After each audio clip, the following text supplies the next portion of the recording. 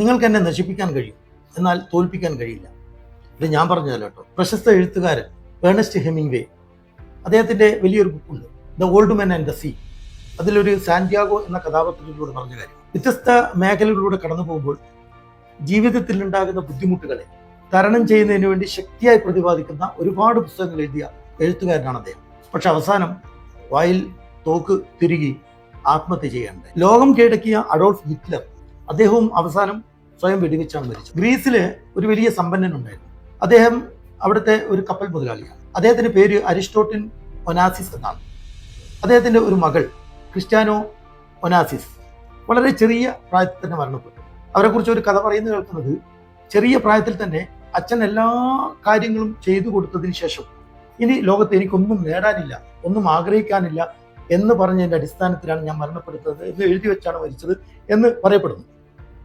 അതുപോലെ തന്നെ കാലിഫോർണിയയിലെ പ്രശസ്ത നടിയും മോഡലുമായ ബിവർലി ഹിൽട്ടൺ, അവരും കുറച്ചു കാലത്തിന് ശേഷം അവരുടെ മകൾ ബോബി ക്രിസ്ത്യാനോ, ഇവർ രണ്ടുപേരും മരണപ്പെട്ടത് ഏറെ പ്രശസ്തിയുണ്ടായിട്ടും ആളുകൾക്കിടയിൽ തരംഗമായി നിൽക്കുന്ന സമയത്തും അവസാനം അധികമായ ലഹരി ഉപയോഗിച്ചാണ് മരിച്ചത്.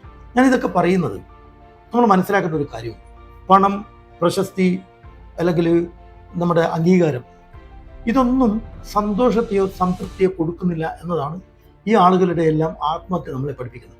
എന്ന് പറഞ്ഞാൽ നമ്മൾ സംതൃപ്തിക്കോ സന്തോഷത്തിനോ വേണ്ടി പണത്തിൻ്റെയോ അല്ലെങ്കിൽ സമ്പത്തിൻ്റെയോ പിന്നിൽ ഓടണ്ട എന്നർത്ഥം. ഇത് നമ്മൾ പഠിപ്പിക്കേണ്ട ആരാണെന്നറിയോ? കുട്ടികളെ പഠിപ്പിക്കണം. കാരണം ഇത് നമുക്കറിയാം, ചോദിക്കുന്നതെല്ലാം വാങ്ങിച്ചു കൊടുക്കുന്ന രക്ഷിതാക്കൾ. നിങ്ങൾ ആ കൊടുക്കുന്നത് സ്നേഹമല്ല, മറിച്ച് അപകടമാണ് നിങ്ങൾ വരുത്തി വെക്കുന്നത്. ഇന്ന് ഞാൻ ഈ വീഡിയോ ചെയ്യുന്നതിന് മുമ്പായി സോഷ്യൽ മീഡിയയിൽ ഒരു വീഡിയോ കണ്ടു.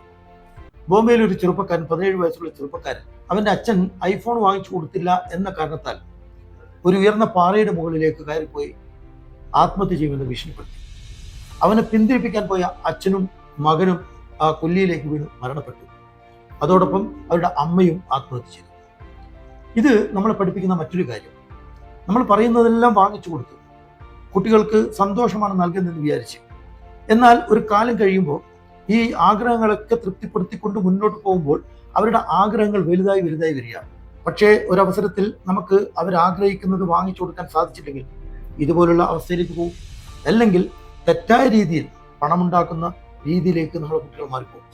അപ്പോൾ നമ്മളെന്താ ചെയ്യേണ്ടത്? കുട്ടികളോട് നോ പറയാൻ നമുക്ക് കഴിയണം. അവരെ വിജയത്തോടൊപ്പം പരാജയപ്പെടാനും നമ്മൾ പഠിപ്പിക്കണം.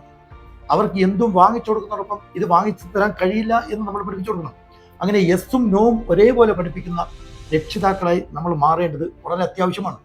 അവരെ ആഗ്രഹങ്ങൾ അവരുടെ ഭാവിയിലേക്ക് കൊണ്ടുപോകട്ടെ, ആഗ്രഹങ്ങൾ ബാക്കി വെക്കട്ടെ, അതിലേ അവർക്ക് സന്തോഷം നേടാൻ കഴിയുള്ളൂ. ആഗ്രഹങ്ങളിലൂടെ സന്തോഷം നമ്മൾ വാങ്ങിക്കാനുള്ളതല്ല, മറിച്ച് അത് പഠിപ്പിച്ചു കൊടുക്കേണ്ടതുമാണ്. Thank you very much.